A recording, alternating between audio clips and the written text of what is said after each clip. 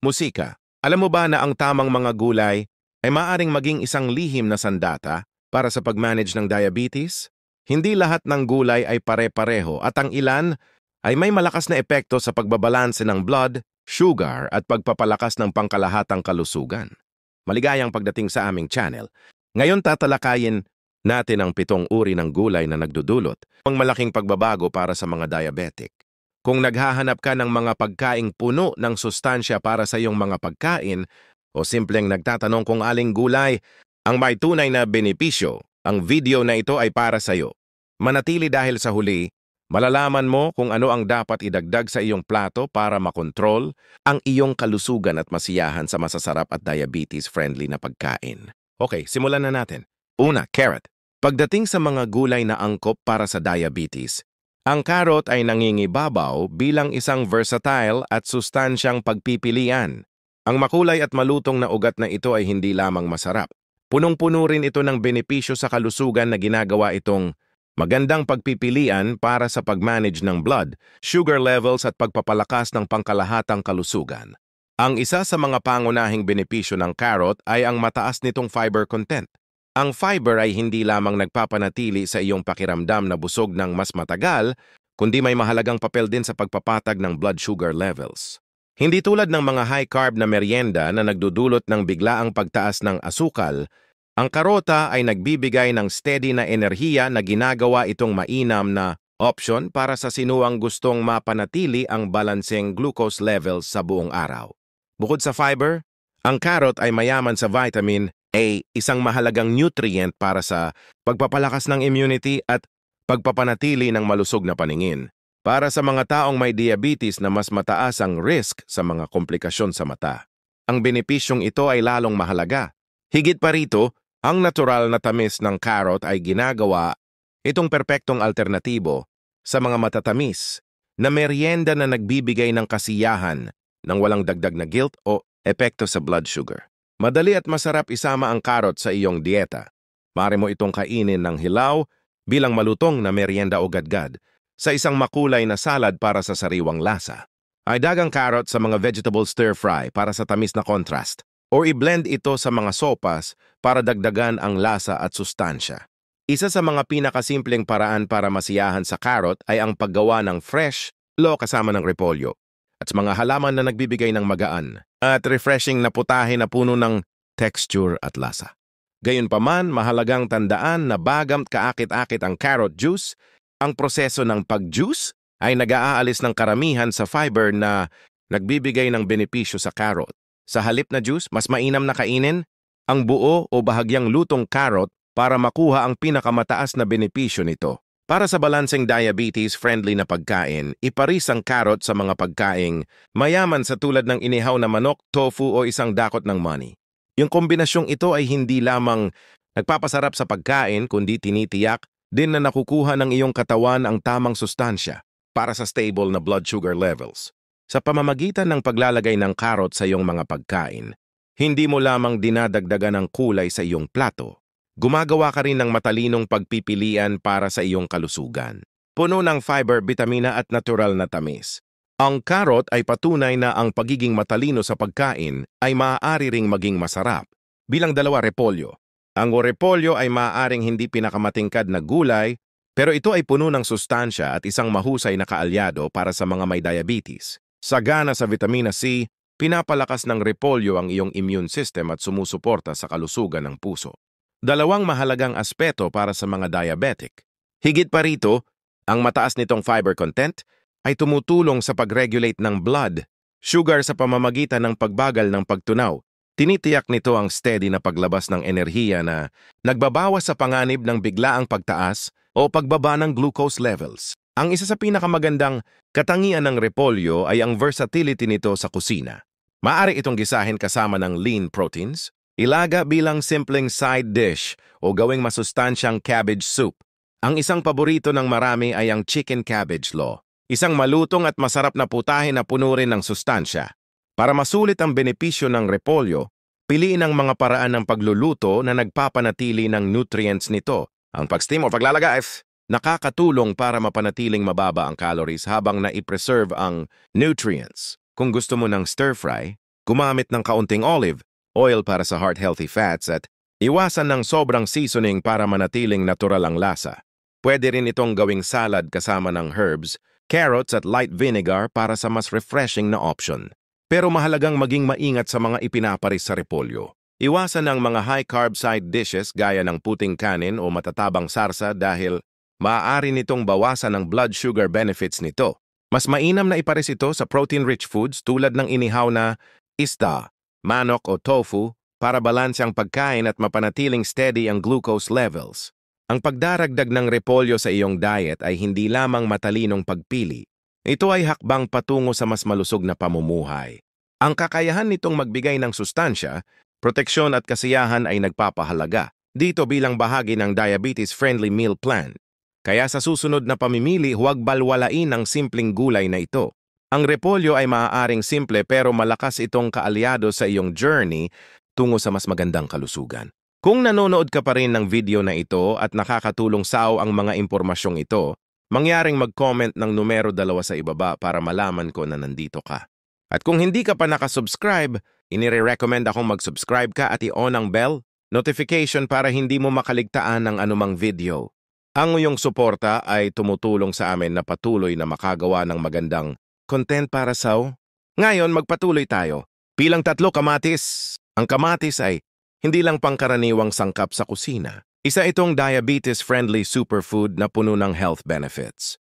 Sagana sa L-Copine, isang malakas na antioxidant, ang kamatis ay nakakatulong sa pagbawas ng panganib sa sakit sa puso.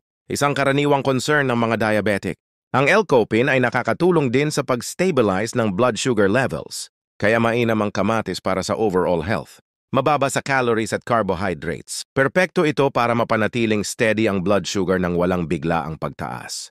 Puno rin ito ng essential nutrients tulad ng vitamina A, C at kasama ang potassium na sumusuporta sa puso at muscle function. Sa pag-include ng kamatis sa iyong diet, makakabawas ka ng inflammation, mapapalakas ang immune system at mababawasan ang panganib ng ilang uri ng cancer. Ang isa sa pinakamagandang advantage ng kamatis ay ang versatility nito. Pwedeng kainin itong hilaw sa salad o i-blend para sa creamy at comforting na sopas. Pwede rin itong gawing rich at tang sauce para sa isda o linats. Bagay na bagay din ang kamatis sa herbs tulad ng basil, bawang at parsley na nagdadagdag ng lasa ng walang dagdag na asukal o asin. Para sa simpleng diabetes-friendly recipe, itry ang pag-roast ng cherry tomatoes na may konting olive oil at paminta. Pwede rin itong i-layer kasama ng mozzarella at basil para sa mabilis na kapres salad. Pero hindi lahat ng tomato products ay pare-pareho. Ang mga store-bought na produkto tulad ng ketchup o pasta sauce ay madalas may added sugars at preservatives na maaring mabawasan ang benepisyo ng sariwang kamatis. Mas mainam ang homemade preparations para masiguro ang nutritional value. Para sa balanced meals, ipares ang kamatis sa lean proteins o whole grains. Bagamat natural na mababa sa sugar ang kamatis, ang pag-combine nito sa mga ito ay makakatulong para steady ang blood sugar at energy levels. Sa masarap na lasa, sustansya at versatility nito, ang kamatis ay dapat talagang isama sa diet ng mga may diabetes.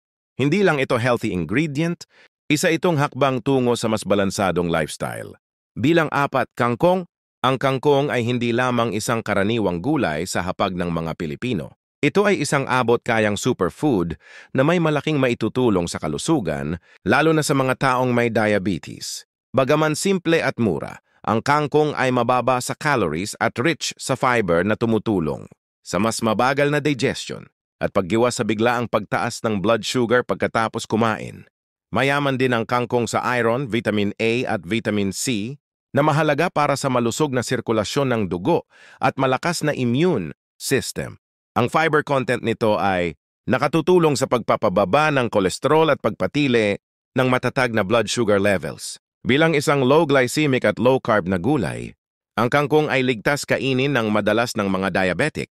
Hindi rin pahuhuli ang kangkong pagdating sa versatility. Maaari itong isama sa maraming ulam tulad ng sinigang, adobo o stir-fry na may bawang at kaunting olive oil. Isa rin itong masarap na sahog sa sabaw o maging sa omelette bilang healthy breakfast option. Ang sariwang kangkong ay maaari ring ihalo sa salad kasama ng kaunting suka o kalamansi at lean protein. Para sa karagdagang benepisyo, Ihain ang kangkong kasama ng mga pagkaing may healthy fats gaya ng avocado, itlog o kaunting mani upang mapabuti ang absorption ng mga fat-soluble vitamins. Ang pagdagdag ng kaunting lemon juice ay nakatutulong din sa iron absorption ng katawan. Ang kangkong ay patunay na hindi kailangang mahal ang pagkain para ito'y maging masustansya. Sa tamang preparasyon, maaari itong maging isang mahalagang bahagi ng diabetes-friendly diet. Masarap, madaling hanapin at puno ng nutrisyon. Isang simpleng hakbang ngunit may malalim na epekto sa kalusugan ng bawat Pilipino lalo na sa mga nagnanais ng balancing at mas masiglang pamumuhay. Kung nanonood ka pa rin ng video na ito at nakakatulong sa ang mga impormasyong ito, mangyaring mag-comment ng numero 4 sa ibaba para malaman ko na nandito ka. At kung hindi ka pa nakasubscribe, inire-recommend akong mag-subscribe ka at i-on ang bell notification para hindi mo makaligtaan ang anumang video. Ang iyong suporta ay tumutulong sa amin na patuloy na makagawa ng magandang content para sa iyo. Ngayon, magpatuloy tayo. Bilang 5, broccoli. Ang broccoli ay hindi lang isang masarap na gulay. Isa itong nutritional powerhouse na idinisenyo para sa mga nagmamanage ng diabetes. Puno ng fiber, ang broccoli ay nakakatulong upang mabusog ka ng mas matagal na nagpapadali sa pagkontrol ng portion, sizes at pagpanatili ng healthy weight. Ngunit ang tunay na nagpapatingkad sa broccoli ay ang kanyang papel sa pagpapatatag ng blood sugar levels. Ang fiber nito ay kumikilos bilang prebiotic na nagpapakain sa mga beneficial bacteria sa iyong bituka. Ito ay nagpapabuti sa digestion at nagpapalakas ng kakayahan ng katawan na i-metabolize ang glucose at cholesterol na nag-aambag sa overall metabolic health. Ngunit hindi lang iyon, ang broccoli ay puno rin ng antioxidants lalo na ang sulforaphane. Isang compound na kilala sa pagbabawas ng oxidative stress at inflammation. Dalawang mahalagang salik sa diabetes management. Mayaman din ito sa vitamin C, vitamin K at folate na lahat ay may mahalagang papel sa pagpapalakas ng immunity at pagsuporta sa heart health. Sa lahat ng benepisyong ito, ang broccoli ay isang must-have para sa sinuang gustong natural na kontrolin ng kanilang blood sugar. Madali at versatile ang pag-incorporate ng broccoli sa iyong mga pagkain. Para sa isang mabilis at malusog na side dish, i-steam o i-roast ang broccoli florets na may kaunting olive oil at garlic powder. Ang pamamaraang ito ay nagpapanatili ng nutrients habang pinapalabas ang natural na lasa ng gulay. Madali mo ring isama ang broccoli sa mga stir-fry, sopas o pasta dishes para mas maraming nutrients. Gusto ng mas magaan? Idagang hilaw na broccoli sa isang salad na may maasim na vinegar para sa isang satisfying crunch. Maganda rin ang pagkaparis ng broccoli sa mga protein, kaya ito ay perpektong side dish para sa grilled chicken, baked fish o tofu. Dahil madali itong sumipsip ng lasa, bagay ito sa halos anumang ulam. Para sa isang creative twist, subukang gumawa ng creamy broccoli soup gamit ang low-fat milk o almond milk. Komportable ito, nakakabusog at diabetic-friendly. Para sa mas maraming benepisyo, isaalang-alang ang pagdaragdag ng iba pang cruciferous vegetables tulad ng kale, cauliflower at cabbage sa iyong diet. Ang mga gulay na ito ay may katulad na glucose-regulating properties at ang paghahalo ng mga ito sa iyong pagkain ay nagdadagdag ng variety habang patuloy na nagbibigay ng sustansya. Ang broccoli ay higit pa sa pagkain. Isa itong estratehikong pagpipilian para sa mas mabuting kalusugan. Ang kanyang mataas na fiber content, antioxidant properties at culinary versatility ay ginagawa itong isa sa pinakamahusay na gulay para sa diabetic-friendly diet. Mapa-steamed, roasted o halo sa salad. Ang broccoli ay isang simpleng ngunit makapangyarihang paraan upang suportahan ang iyong journey tungo sa mas mabuting blood sugar control. Bilang 6, pipino. Ang pipino ay isang gulay na may sorpresang lakas para sa pag-manage ng diabetes. Dahil sa mababang glycemic index nito, nakakatulong ang pipino na panatilihing stable ang blood sugar levels ng hindi. Nagdudulot ng bigla ang pagtaas. Ang mataas na water content nito ay nagpapalakas ng hydration at sumusuporta sa weight management na nagpapa-feel sao na busog ng mas matagal ng walang dagdag na calories. Ang natatangi sa pipino ay ang kakayahan nitong bawasan ng inflammation, isang karaniwang problema para sa mga may diabetes. Sagana sa antioxidants, naglalaman ito ng flavonoids at tannins na nagbabawas ng oxidative stress na tumutulong sa pag-manage ng diabetes at pag-iwas sa mga komplikasyon. Puno ng mahahalagang nutrients tulad ng vitamin K, potassium at magnesium. Sumusuporta rin ang pipino sa heart health, muscle function at bone strength. Napakababa rin ng calories nito kaya ito ay isang ideal na snack para sa weight control ng hindi isinakripisyo ang nutrisyon. Madali at versatile ang pag-incorporate ng pipino sa iyong mga pagkain. Nagdadagdag ito ng refreshing crunch sa mga salad o maaari mo itong kainin bilang snack kasama ng hummus o guacamole. Pwede ring gumawa ng simpleng side dish sa pamamagitan ng paghahalo ng hiwa ng pipino sa olive oil, lemon juice at kaunting asin. Isang nutrient-packed at blood sugar-friendly na option. Pwede ring idagdag ang pipino sa smoothies. I-blend ito kasama ng leafy greens, sariwang prutas at lemon juice para sa isang hydrating nutrient-dense na inumin. Maaari mo ring isama ang pipino sa mga sopas para sa isang refreshing twist na nagko-complement sa ibang gulay at nagpapagaan ng iyong meal para mas diabetes-friendly. Iparehas ang pipino sa iba pang low glycemic vegetables tulad ng kamatis at leafy greens para makagawa ng masigla at blood sugar-stabilizing na mga pagkain. Ang versatility nito ay nagbibigay daan sa walang katapusang kombinasyon na parehong masustansya at nakakabusog. Ang paglalagay ng pipino sa iyong diet ay isang simpleng paraan para ma-manage ang blood sugar habang tinatamasa ang iba't ibang health benefits. Maging sa salads, smoothies o bilang snack, ang pipino ay isang masarap, refreshing at diabetes-friendly na pagpipilian. Bilang 7 kabuti, ang kabuti ay maaring hindi agad naiisip pagdating sa pag-manage ng blood sugar, ngunit ang mga simpleng fangina ito ay puno ng health benefits na ginagawa itong magandang karagdagan sa diabetic-friendly diet. Sagana sa vitamin B, sumusuporta ang kabuti sa brain function at tumutulong na bawasan ng inflammation na critical para sa mga diabetic. Ang chronic inflammation ay isang karaniwang issue na maaaring magpalala ng insulin, resistance at magambag sa mga komplikasyon tulad ng heart disease. Natatangi ang kabuti dahil sa kanyang mga unique compounds. Sagana ito sa fiber, polysaccharides at phenolic compounds, mga antioxidants na lumalaban sa oxidative stress. At ang antioxidant action na ito ay mahalaga para mabawasan ang risk ng diabetes-related complications, tulad ng cardiovascular disease. Isang karaniwang alalahanin para sa mga may diabetes. Ang nagpapaging epektibo ng kabuti para sa blood sugar control ay ang mataas na polysaccharide content nito. Ang mga compound na ito ay nagpapabuti sa gut microbiome na nagpapataas ng insulin, sensitivity at nagbabawas ng insulin resistance. Ipinapahiwatig ng mga pag-aaral na ang ilang uri ng kabuti ay may maaring makapagpababa ng blood sugar levels at mapabuti ang glucose metabolism.